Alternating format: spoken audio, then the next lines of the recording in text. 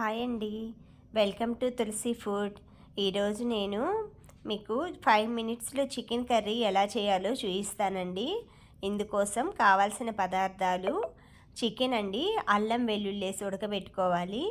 ఇది వచ్చేసి టమాటా ఉల్లిపాయ పేస్ట్ అండి, ఆయిల్, కారం, గరం మసాలా, కొత్తిమీర, కరివేపాకండి. పాన్ పెట్టేసుకున్నానండి పొయ్యి మీద. పాన్ పెట్టుకొని స్టవ్ వెలిగించుకున్న తర్వాత ఆయిల్ అయితే పోస్తున్నాను. మనకి నీసు కూరలు కదా, కొంచెం ఆయిల్ అయితే ఎక్కువే పడుతుంది. చూసుకొని మీరు క్వాంటిటీని తగినట్లుగా పోసుకోండి. మామూలుగా ఒక పావు కిలో చికెన్కి అయితే 3 స్పూన్లు అలా పడుతుందండి. దాని ప్రకారం మీరు కేజీకి వచ్చేసి అప్పుడు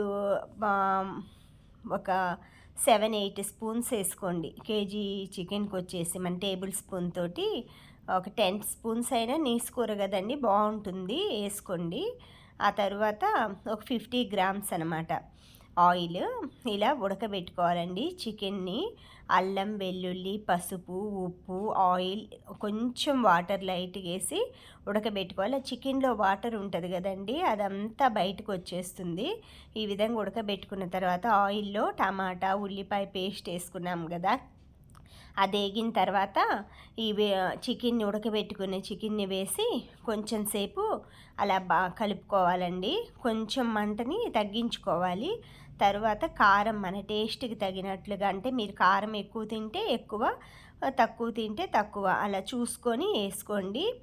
ఇది అంటే మనం ఇన్స్టెంట్గా ఫటాఫట్గా చేసుకోవచ్చండి. చికెన్ ఎంత రాని వాళ్ళు కూడా ఓన్లీ ఉల్లిపాయ, టమాటా, ఉప్పు, పసుపు, కారం, ఆయిల్ ఉంటే చాలండి. కొంచెం ధనియాల పొడి, అది చికెన్ మసాలాలు అవి అమ్ముతున్నారు కదండి, ఒక 2 రూపీస్ 5 రూపీస్ ప్యాకెట్స్, అవి తెచ్చుకున్నా కూడా మీరు దంచకుండా బ్యాచిలర్స్ వాళ్ళు ఉంటారు కదండి, ఇలాగా ఫటాఫట్ చికెన్ తెచ్చుకున్నారనుకోండి, ఉల్లిపాయ, పచ్చిమిర్చి, ఆయిల్, ఉప్పు, పసుపు, కారం అది ఉంటుంది కదండి, అలాగో కొంచెం ఇలా చికెన్ మసాలా ఒక్కటి కొనుక్కొచ్చుకున్నా మీరు చేసుకోలేకపోతే ఈ విధంగా ఇన్స్టెంట్గా ఇలా ఉడుకుతూ ఉంటుందండి. ఉడికేటప్పుడు మనం ఇంట్లో తయారు చేసుకున్నానండి నేను గరం మసాలా, మీరు ప్యాకెట్ కూడా వాడుకోవచ్చు. తర్వాత కొత్తిమీర, కరివేపాకు వేసానండి. అయిపోవచ్చింది, గ్రేవీ అయితే చిక్కబడుతుందండి. సో అది ఆయిల్ పైకి వచ్చే వరకు కొంచెం సిమ్లో పెట్టేసి ఒక్క 5 మినిట్స్ సిమ్లో పెట్టేసేసుకుంటే తర్వాత ఇట్లా మూత పెట్టేస్తామండి.